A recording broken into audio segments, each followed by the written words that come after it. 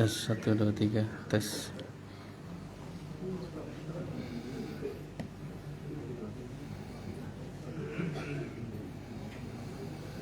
Bismillahirrahmanirrahim. Assalamualaikum warahmatullahi wabarakatuh.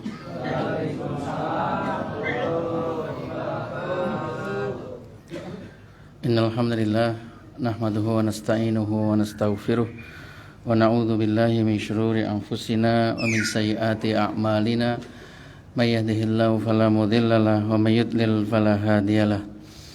Asyhadu an la ilaha illallah wahdahu la syarikalah wa asyhadu anna Muhammadan abduhu wa rasuluh. Qala Allah ta'ala ya ayyuhalladzina amanu taqullaha haqqa tuqatih wa la tamutunna illa wa antum muslimun. Wa qala ta'ala ya ayyuhalladzina amanu taqullaha wa qulu qawlan sadida yuslih lakum a'malakum wa yaghfir lakum dhunubakum wa may yuti'illaha wa rasulahu faqad faza fawzan 'azima. Fa inna asdaqal hadithi kitabullah wa khairal hadi hadi Muhammadin sallallahu alaihi wasallam wa syarral umuri muhdatsatuha wa kullu muhdatsatin bid'ah wa kullu bid'atin dhalalah wa kullu dhalalatin finnar. Amma ba'd. Hadirin sekalian rahimani wa rahimakumullah. Alhamdulillah, segala puji dan syukur tak henti-hentinya kita panjatkan kehadirat Allah Subhanahu wa taala yang telah memberikan nikmat dan karunia kepada kita semua sehingga dimudahkan kita untuk dapat bermajlis kembali di pagi hari ini. Kemudian salawat serta salam kita haturkan kepada junjungan kita, kepada qudwah kita Nabi Muhammad sallallahu alaihi wasallam beserta keluarga, sahabat dan siapa saja yang mengikuti beliau dengan baik hingga akhir zaman. Hadirin sekalian rahimani rahimakumullah, melanjutkan pembahasan kitab Bulughul Maram di bab Kitabul Jami. Ya, kita telah memasuki akhir-akhir dari bab birwasilah. Ya, di mana di pertemuan terakhir, ya, seingat saya kita membacakan hadis dari Abu Hurairah radhiyallahu anhu bahwasanya Rasulullah sallallahu alaihi wasallam bersabda, "Man nafasa an muslimin kurbatan min kurubid dunya." Ya, barang siapa yang menghilangkan kesulitan seorang muslim dari kesulitan-kesulitan di dunia, ya, maka nafasallahu anhu kurbatan min kurubi yaumil qiyamah, maka Allah pun akan menghilangkan kesulitan-kesulitan orang tersebut, ya, di hari kiamat, ya. Pada hari kiamat, ya, ini kesulitan-kesulitan orang itu sangat banyak. Ada rasa takut, ya, kemudian juga rasa panas karena matahari pada saat itu didekatkan, ya, kemudian sudah ada sesuatu yang bikin nggak tenang, ya, karena semua orang pada saat itu ketika dikumpulkan di padang mahsyar mereka semua pada ketakutan kecuali orang-orang yang beriman, ya.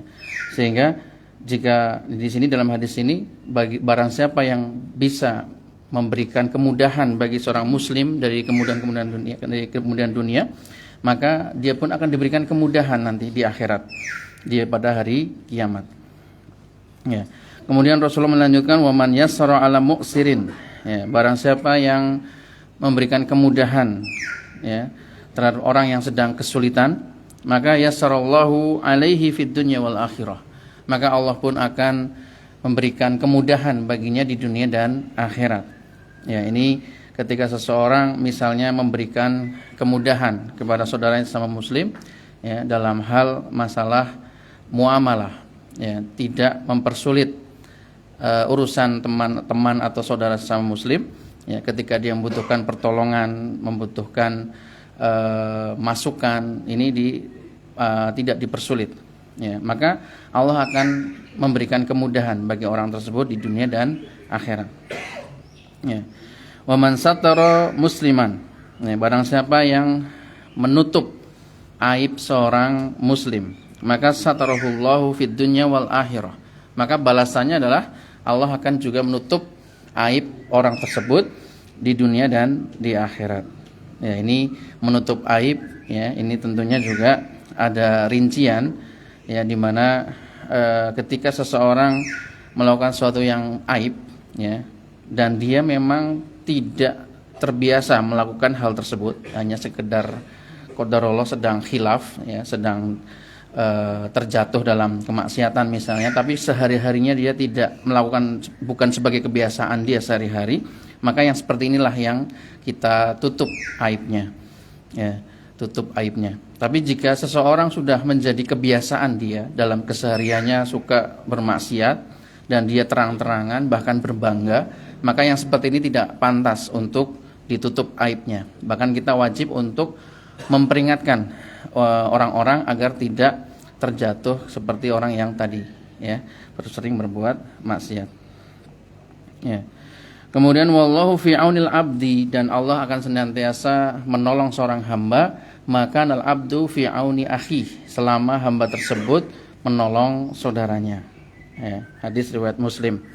Ya, ini adalah sebuah nikmat, ya. Jika seseorang menolong orang lain, maka Allah pun akan menolong orang tersebut yang menolong tadi. Ya, ini sesuatu yang konsep al-jaza min jinsil amal, ya. Bahwasanya balasan itu sesuai dengan amal perbuatan. Seseorang berbuat baik kepada orang lain, maka Allah akan balas kebaikan tersebut. Ya. Bahkan dalam nas yang lain, ya, Allah memastikan, ya, satu kebaikan setara dengan 10 kebaikan. Artinya akan diganjar dengan 10 kali lipat. Ya. Ini merupakan hasungan motivasi bagi kita, ya, untuk senantiasa berbuat baik, ya, kepada orang-orang di sekitar kita, terutama keluarga, ya, dan juga tetangga serta orang lain, ya. Nah, kemudian kita masuk ke hadis selanjutnya.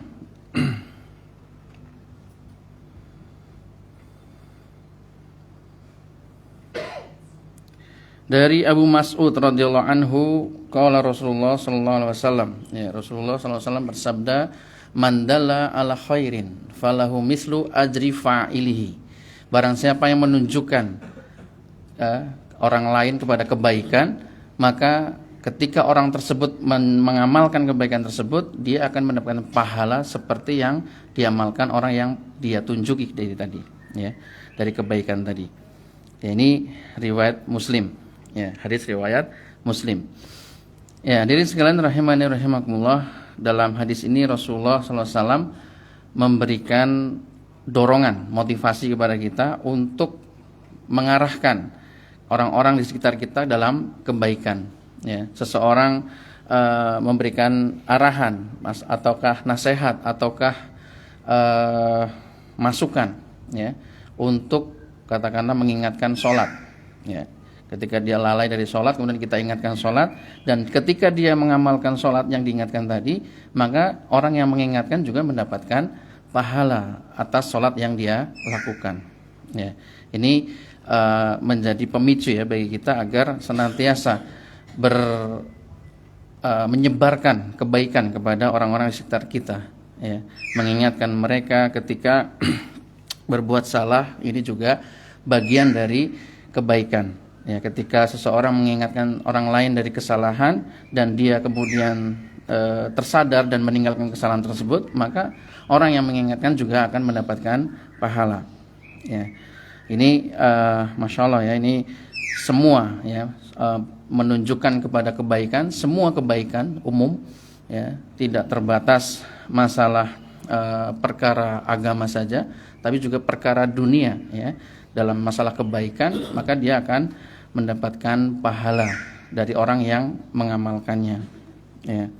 Dalam sebuah hadis Rasulullah SAW menjelaskan, man sanna sunnatan hasanatan, barang siapa yang mencontohkan sebuah sunnah yang hasanah, sunnah yang baik, ya, fil Islam, dalam Islam, maka falahu ajruha wa ajru man amila biha, maka dia akan mendapatkan pahala ketika mengamalkan sunnah hasanah tersebut, dan pahala dari orang yang mengikuti dia dari sunnah yang hasanah tersebut.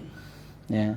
Dan sebaliknya, barang siapa man sanna sunnatan sayyi'atan, ya, barang siapa yang mencontohkan sunnah yang buruk, yang jelek fil Islam, dalam masalah ini agama, ya, maka dia akan mendapatkan wizruha falahu wizruha wa wizru man amila biha. Dia akan mendapatkan dosa atas sunnah yang jelek tersebut dan akan mendapatkan dosa dari orang-orang yang mencontoh kejelekan tersebut. Ya, ini menunjukkan ya dalam hadis ini bahwasanya sunnah itu ada dua, sunnah hasanah dan juga sunnah sayyi'ah. Ya, jadi kalau di masyarakat kita kan yang terkenal malah bid'ah hasanah, ada bid'ah sayyi'ah. Nah, terkait dengan bid'ah hasanah dan bid'ah sayyi'ah ini dijelaskan oleh Imam Syafi'i rahimahullah bahwasanya yang dimaksud dengan bid'ah hasanah adalah sesuatu yang dari agama Islam yang mencocoki Alkitab dan As-Sunnah. Itu bid'ah yang hasanah. Kalau nggak mencocoki kitab wa sunnah disebut bid'ah sayyi'ah, gitu ya. Nah, di sini dalam hadis yang diriwayatkan oleh Imam Muslim ya bahwasanya sunnah itu ada dua, sunnah hasanah dan juga sunnah sayyi'ah. Ya, di sini maksud dari hadis ini adalah ketika seseorang menjalankan sebuah sunnah dalam Islam yang mana sunnah tersebut sudah jarang dilakukan oleh kaum muslimin di tempat tersebut misal. Kemudian dia mencontohkan sunnah tersebut, kemudian diikuti oleh masyarakat sekitar ya dari sunnah-sunnah Islam itu. Maka ini yang akan mendapatkan pahala secara berantai. Orang-orang yang mengikuti juga dari orang-orang yang mengikuti dia akan dapat saham kebaikan atau pahala dari orang-orang yang mengikuti dia. Ya, contoh misal di suatu masyarakat ini misal ada seseorang ada kerja bakti katakanlah ya, ada kerja bakti untuk membangun masjid misal.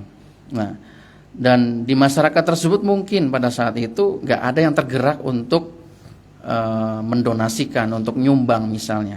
Kemudian ada satu orang yang nyumbang. Nah, kemudian yang lain ikut kepicu untuk nyumbang bangun masjid. Nah, ini orang-orang yang ikuti tadi pahalanya juga nyambung ke yang pertama kali melakukan sumbangan tadi. Ya, gambarnya seperti itu. Ya. Demikian juga ketika kita menjalankan puasa Senin Kamis misal. Di masyarakat situ jarang orang melakukan Senin Kamis, puasa Senin Kamis. Kemudian ada satu orang yang mengamalkan puasa Senin Kamis misal. Kemudian membuat itu orang-orang jadi ke-trigger, kepengen juga ikut melakukan puasa Senin Kamis. Maka pahalanya ikut ngalir gitu ya. Nah, jadi semua jenis kebaikan yang kita curahkan kepada orang lain dan orang lain bisa mengamalkannya, kita juga ikut kecipratan pahalanya. Ya.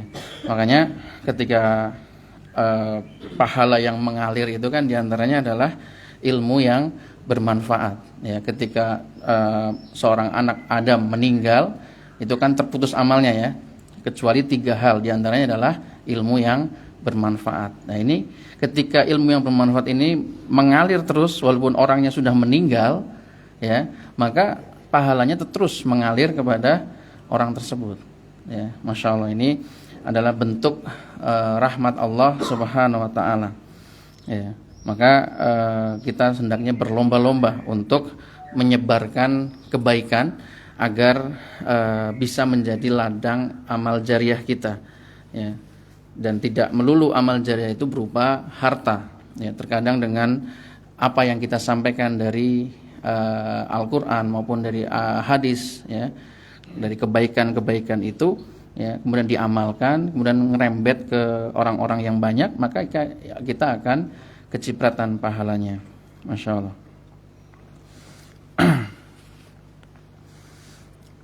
Ya, bahkan seseorang yang bisa mengarahkan kepada kebaikan kepada orang lain dan orang lain mengamalkannya ini diberikan ganjaran lebih dari sisi dia mendapatkan pahala setara dengan unta merah, ya, di mana unta merah ini adalah harta yang sangat mewah di masa terdahulu, ya, di kalangan orang Arab. Ya, kalau kita mungkin punya mobil mewah gitu ya, tapi kalau di orang Arab adalah unta merah. Ya. Rasulullah SAW bersabda, li ayyahdiyallahu bika rajulan wahidan. Seandainya Allah memberikan petunjuk kepada seseorang melalui engkau, ya, itu khairun laka, lebih baik bagimu daripada khumrin ni'am, daripada unta merah, ya.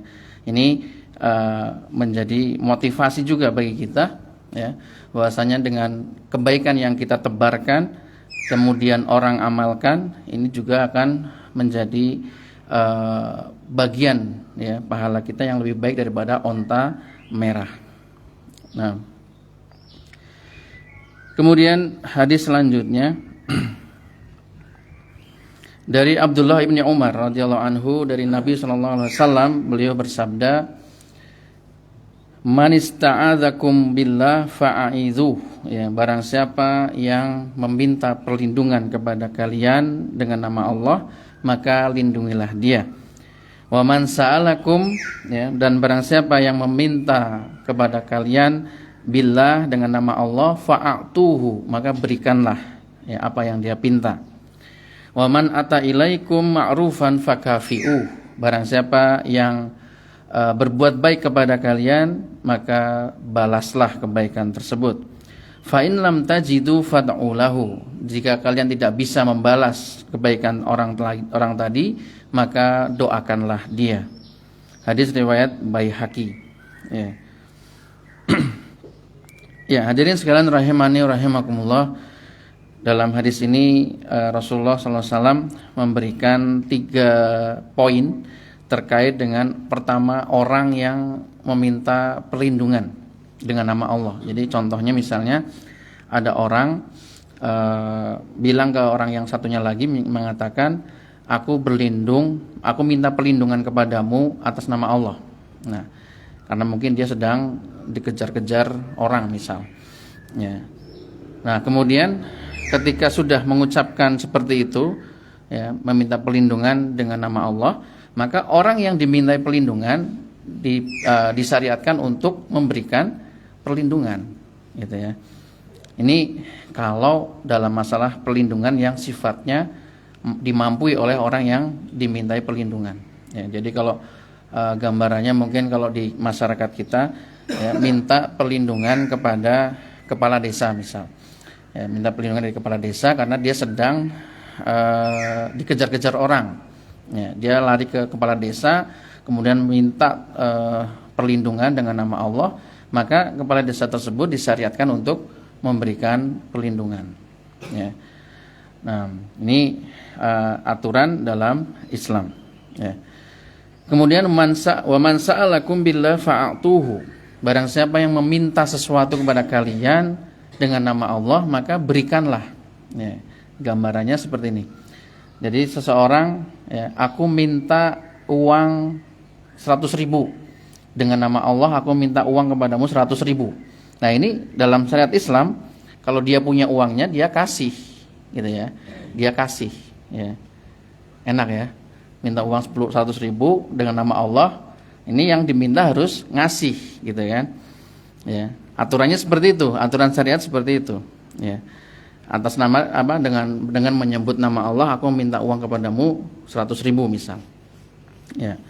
Nah, ini fa'atuhu, maka berikanlah, ya, uang tersebut apa yang dia pinta, ya. Nah, ini kalau dibuat dalam masyarakat, ya, diamalkan seperti ini, ya, maka bagi yang diminta ketika dia misalnya tidak ingin memberikan uang, ya, maka dia gantian. Aku minta kepadamu dengan nama Allah, tidak bisa memberikan uang 100.000, balas sekali, ya, dibalas, ya. Jadi kalau misalnya diminta dengan nama Allah dan kita nggak mau, ya kita balas juga dengan minta dengan nama Allah, ya, supaya impas, gitu ya. Tapi kalau dia memiliki kemampuan untuk memberikan apa yang dia pinta, dan itu adalah sesuatu yang menjadi kewajiban dia misalnya untuk memberikan nafkah misalnya, maka berikan, ya, apalagi dimintanya dengan menyebut nama Allah, ya. Kemudian waman ata ilaikum ma'rufan fakafi'uh, ya, barang siapa yang memberikan kebaikan kepada kalian maka balaslah. Ya, ini adalah tuntunan ya dari Rasulullah SAW untuk membalas kebaikan orang lain kepada kita ya, dengan yang minimal setara, dan jika tidak menemukan yang setara maka cukup doakan ya, doakan dengan doa kebaikan ya. Makanya kan kalau kita diberikan kebaikan oleh orang lain, kita disyaratkan mendoakan jazakumullahu khairan ya, semoga Allah membalas engkau dengan kebaikan ya.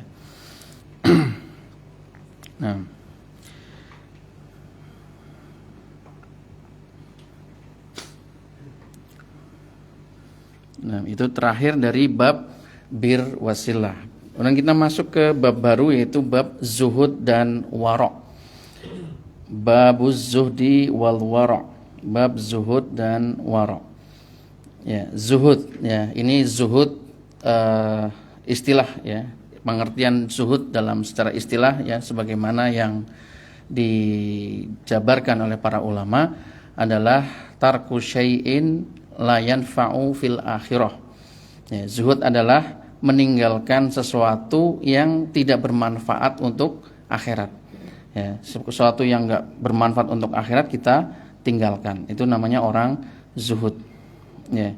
Dan zuhud ini ya, Imam Ahmad bin Hambal rahimahullah membagi zuhud ini menjadi beberapa tingkatan. Tingkatan yang paling rendah itu adalah meninggalkan keharuman, tarkul haram. Ini adalah zuhudnya orang-orang awam, orang-orang yang ingin berbuat zuhud dengan level yang paling rendah, yaitu meninggalkan semua yang haram. Ini sudah zuhud berarti. Kemudian level berikutnya adalah meninggalkan atau bersikap meninggalkan hal-hal yang berlebihan dalam perkara yang mubah.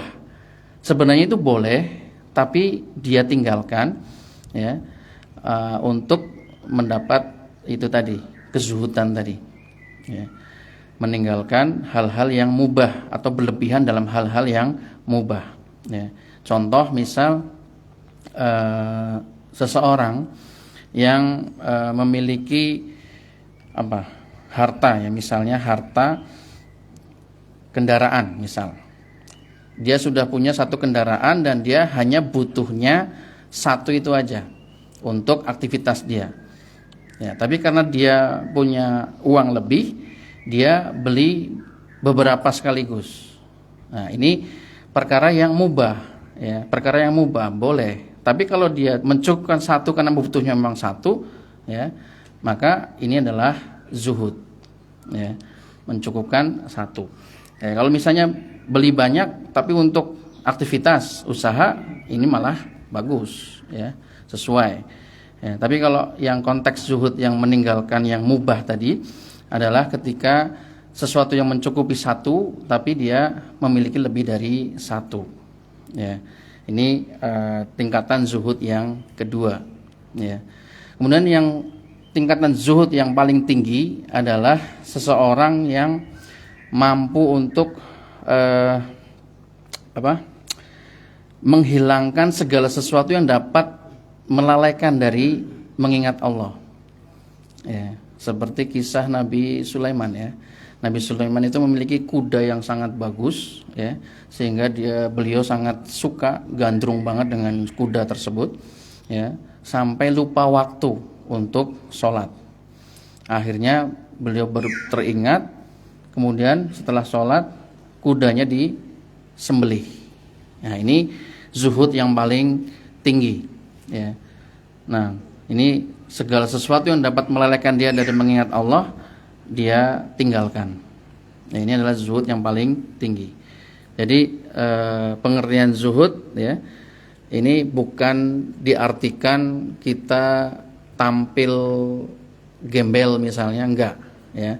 Pakaiannya seperti pakaian gembel misalnya, kemudian tidak bekerja misalnya. Ini bukan ya, bukan seperti ini zuhud ya.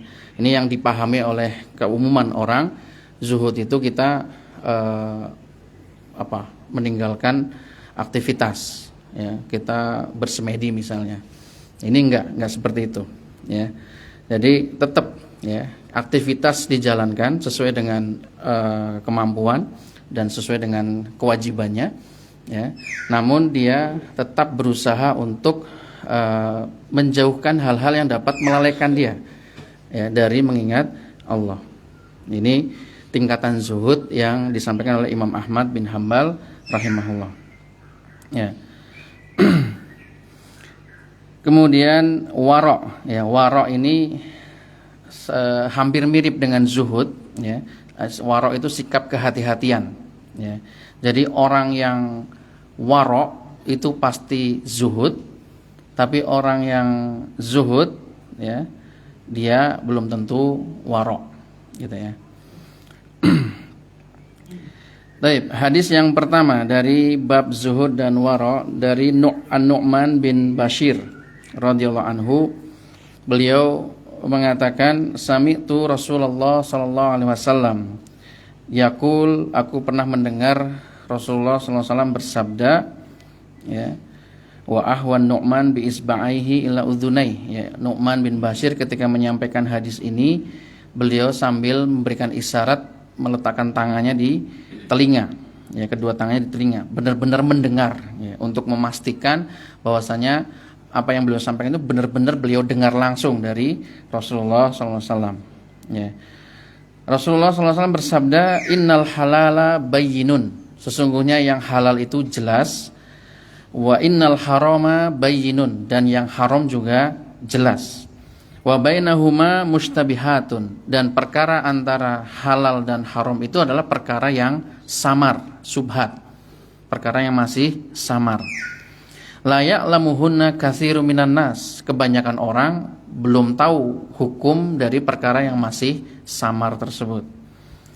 Famanittaqa syubhat faqad istabra'a lidinihi wa irdihi, barang siapa yang menjauhi perkara syubhat, ya, berhati-hati dari perkara syubhat, maka sungguh dia telah membebaskan dirinya dari tuntutan agama dan kehormatan, ya. Ketika seseorang bermudah-mudahan dalam perkara syubhat, melakukan perkara syubhat, maka dia akan terjatuh dalam keharuman agama atau terjatuh dalam merendahkan harga dirinya, kehormatannya, ya.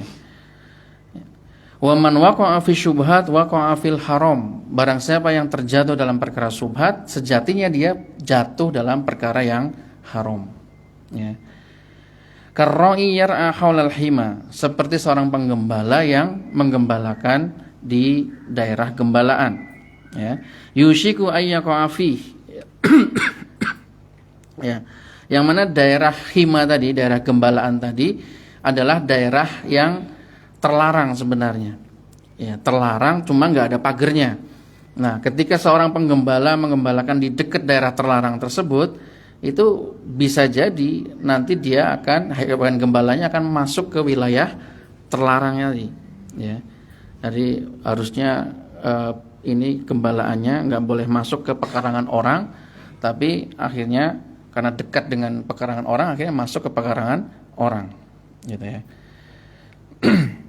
Wa inna likulli malikin hima, sesungguhnya setiap raja itu memiliki daerah terlarang, daerah kekuasaan. Ala wa inna himallah maharimuhu, ketahuilah bahwasanya, ya, daerah larangan Allah adalah keharuman-keharuman yang telah Allah berikan. Ala wa inna fil jasad mudghatan, ya, ketahuilah bahwasanya setiap jasad itu ada segumpal daging. Idza sholahat sholahal jasadu kulluh, jika daging itu bagus, sehat, maka seluruh jasad juga akan sehat. Wa idza fasadat fasadal jasadu kulluh, sebaliknya jika segumpal daging itu rusak, kotor, maka seluruh jasad juga akan rusak. Ala wahyal qalb, ketahuilah segumpal daging itu adalah hati. Hadis muttafaqun alaih, ya, hadis riwayat Bukhari dan Muslim. Ya, hadirin sekalian rahimani rahimakumullah, ya, dalam hadis ini, hadis Nu'man bin Bashir ini adalah salah satu dari 3 hadis induk dalam Islam.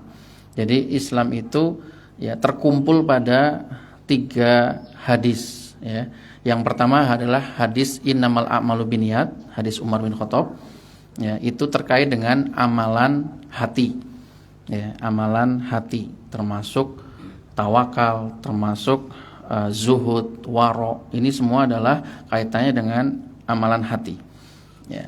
Kemudian hadis yang kedua itu adalah hadis Aisyah radhiyallahu anha, yaitu sabda Rasulullah yang berbunyi, man amila amalan laisa alaihi amruna fahuwa raddun. Barang siapa yang beramalan dengan suatu amalan yang tidak ada perintahnya dari kami, maka amalan tersebut tertolak. Ini kaitannya dengan amal-amal jawarih, amal-amal anggota badan seperti sholat, puasa, zakat, zikir. Ini masuk dalam hadis ini. Ya. Kemudian yang ketiga adalah hadis Nu'man bin Bashir ini, masalah halal dan haram. Masalah halal dan haram, porosnya adalah hadis An-Nu'man bin Bashir radhiyallahu anhu. Ya, ini Ibnu Rajab Al-Hambali, kemudian juga Imam Syafi'i rahimahullah, mereka membagi Islam itu terkumpul pada 3 hadis ini.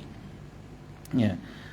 Tauhid, ya, tauhid masuknya ke amalan innamal a'malu binniyat, ya. Amalan masalah hati, ya, mentauhidkan Allah, ya. Kemudian amal jawarih masuknya ke hadis Aisyah. Ya, kemudian masalah halal dan haram, ya, ini boleh atau tidak, ini masuknya ke hadis Nu'man bin Bashir. Ya. Ya, dalam hadis Nu'man bin Bashir ini, ya, terkait dengan innal halala bayyinun, sesungguhnya yang halal itu sudah jelas.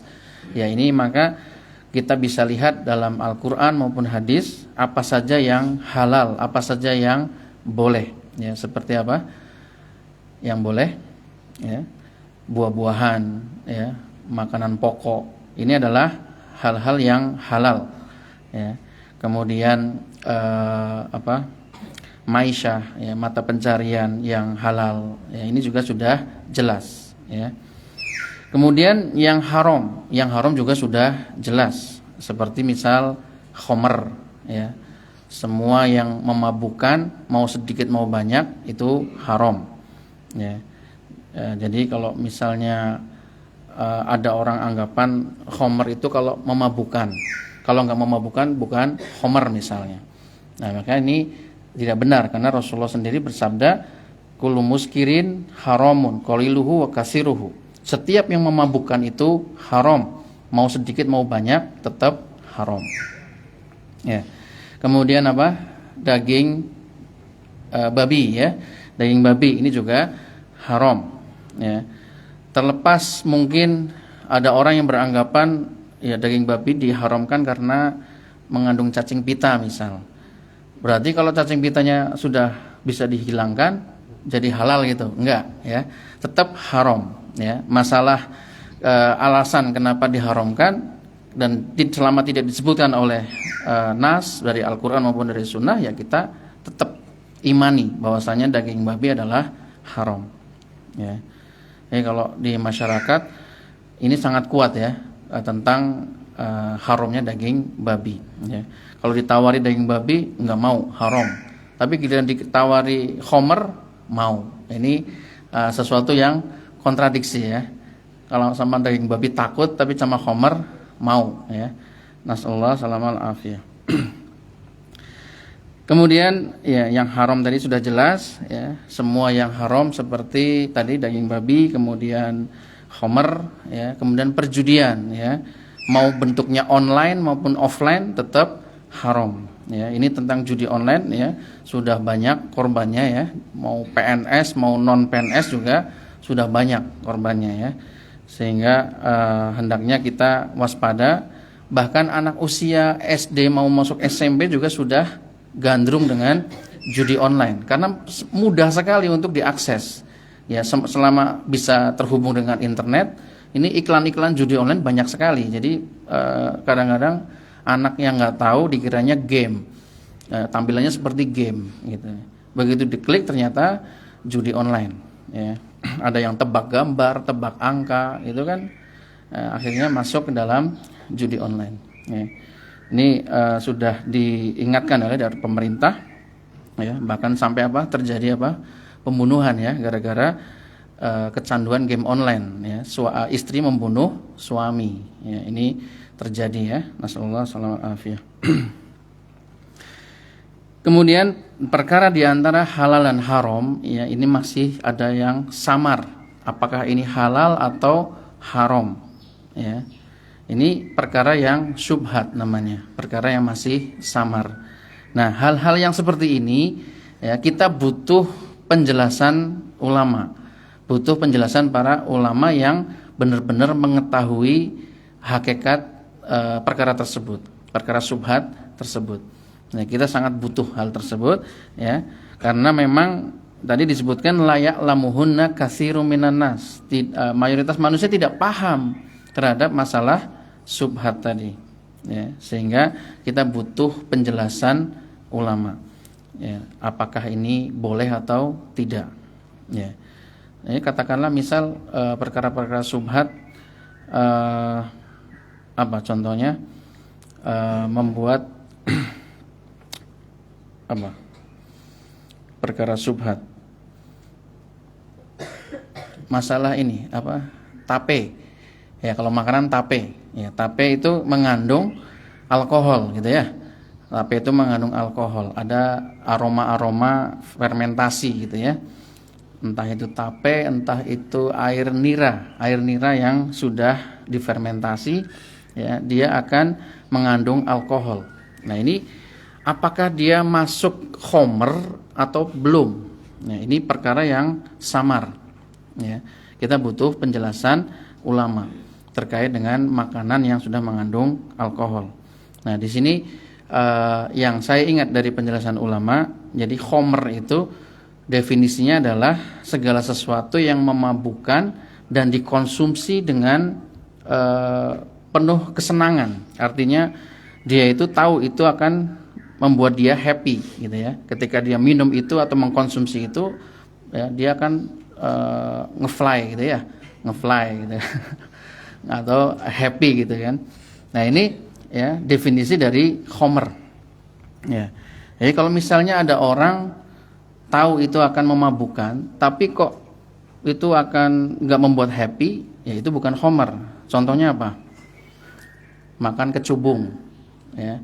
Kecubung itu memabukkan, ya, bikin teler. Tapi orang yang makan itu bukan tujuannya untuk happy, ya, karena dia nggak tahu mungkin itu bikin teler, gitu kan. Atau mungkin dia nggak tahu bisa menyebabkan kematian, ya, racun, gitu kan. Nah, ini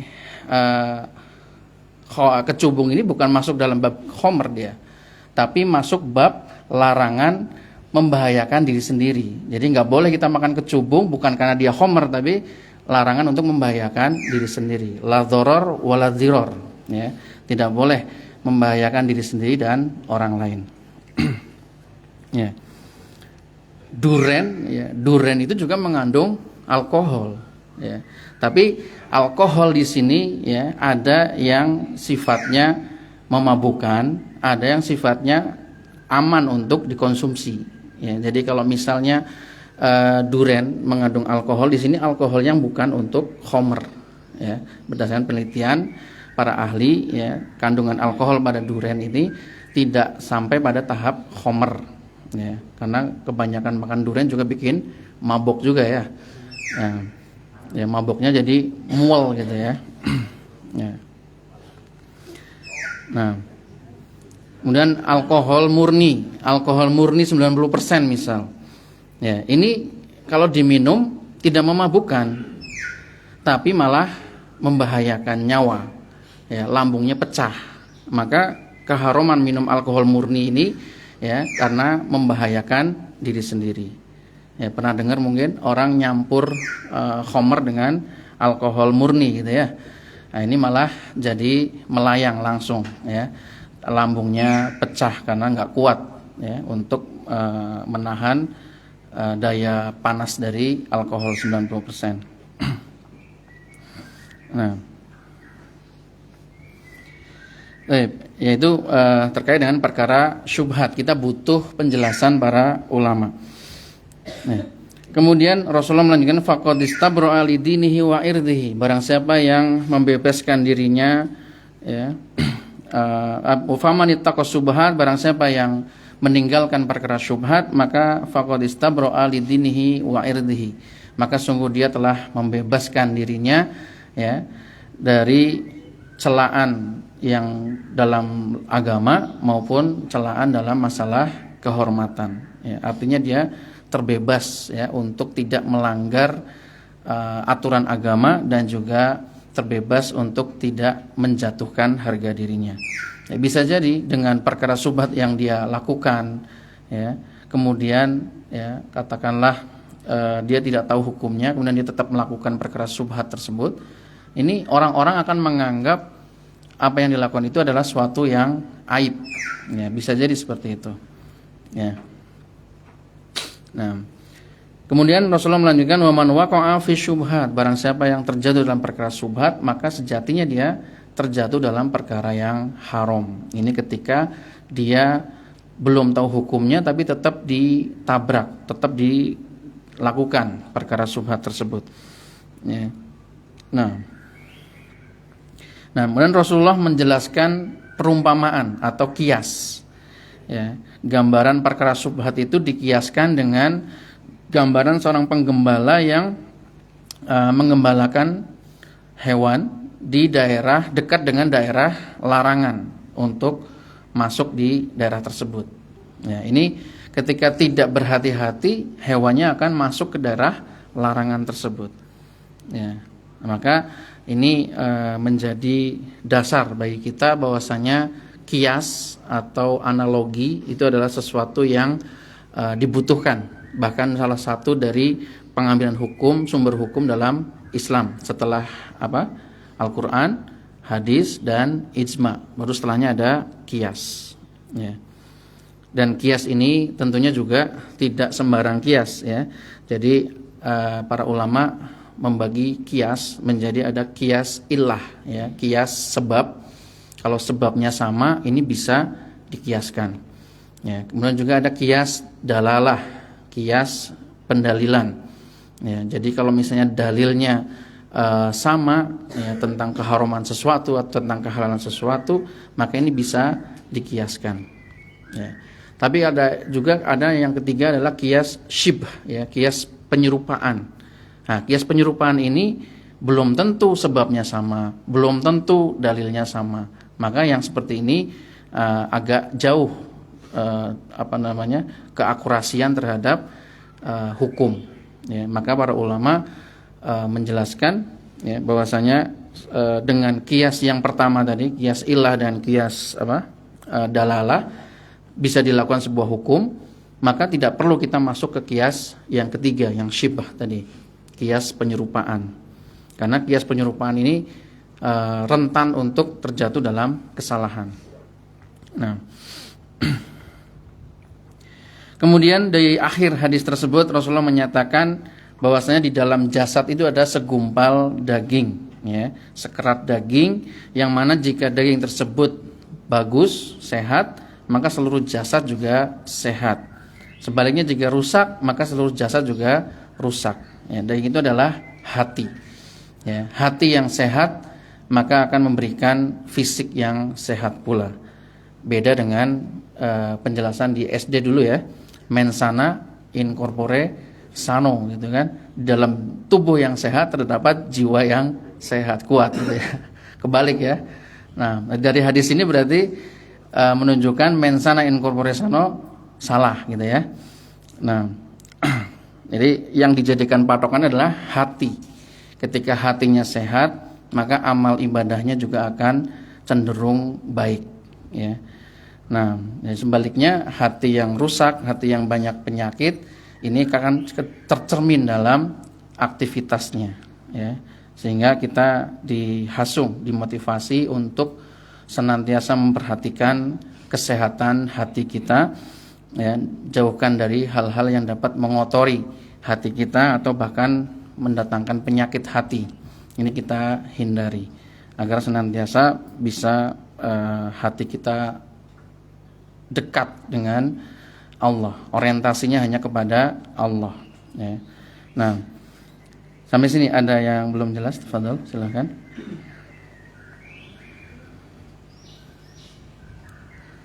Monggo.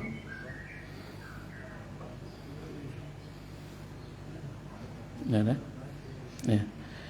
Baik, alhamdulillah, insya Allah ini yang bisa kami sampaikan pada kesempatan pagi hari ini. Semoga bermanfaat untuk kita semua. Wallahu ta'ala bishawab. Subhanakallahumma bihamdik asyhadu an la ilaha illa anta astaghfiruka wa atubu ilaik. Wassalamualaikum warahmatullahi wabarakatuh.